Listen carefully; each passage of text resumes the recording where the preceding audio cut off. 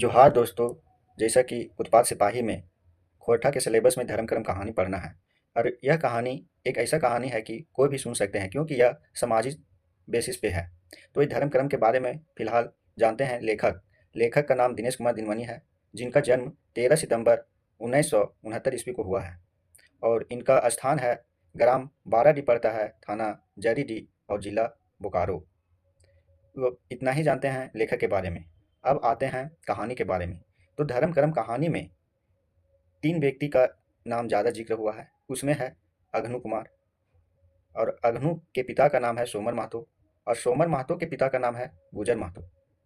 तो फागुन माह के दिन में सोमर महतो की मृत्यु हो जाती है, अघनु के पिता का। तो सोमर महतो के मृत्यु के जिस दिन 7वां दिन रहता है, उस दिन गाँव के महतो लोग जुटते हैं। अघनु भी बैठने के लिए बोरा देता है और पीने के लिए बिंदी। तो कोई कोई पीते हैं, कोई कोई नहीं भी पीते हैं। इसके बाद क्या होता है कि बात का चर्चा होता है कि भोज भंडारा कैसे किया जाए सोमर महतो का।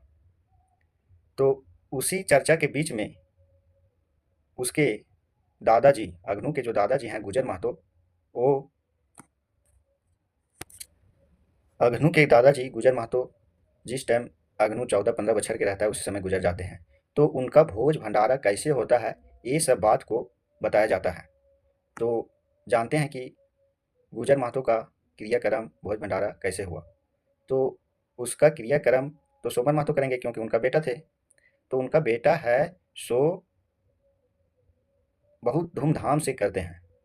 और खेत बाड़ी भी रहता है, बेच देते हैं, किसी से उधार पैंचा भी रहता है तो ले लेते हैं और धूमधाम से करते हैं।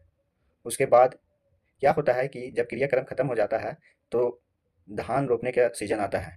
उसी समय कुछ धान रोपाई होता है और उसका एक दायां तरफ का बैल सो मर जाता है। तो इधर तो पैसा का बहुत प्रॉब्लम था और उधर बैल भी मर जाता है। तो क्या करता है कि किसी से मांगने भी जाता है, तो सबका अपना अपना काम रहता है। तो वह क्या करता है कि कुछ दिन रुक जाता है, सबका काम खत्म होने देता है, तब रोपता है। तो क्या होता है कि लास्ट में रोपता है तो पैदावार भी अच्छा नहीं होता है।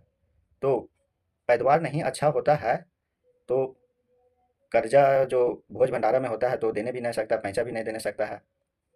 तो फिर क्या करता है कि अपना बेटा को भी पढ़ाई छुड़ाकर और खेती में लगा देता है लगा देता है। तो थोड़ा बहुत गरीबी की स्थिति में आ जाता है।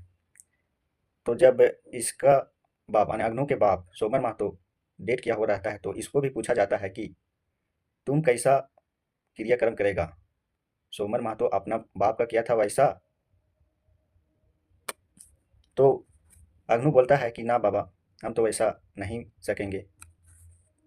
तो एक आदमी कह भी उठा कि इतना न पारबे तो की पारबे रे, तोर बाप रोज रोज मरतो की।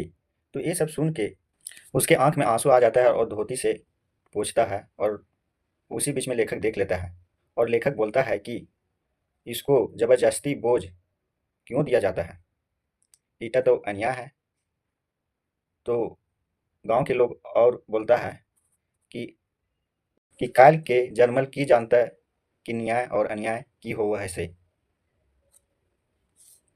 दो चार अक्षर पढ़ के ललो कि पूरा ज्ञान दिए लगलो, और क्या क्या बोला, इसलिए लेखक है सो वहाँ से चल देता है। और आते आते लेखक आते आते सोचने लगता है कि अगनू के ऊपर की कहतीन।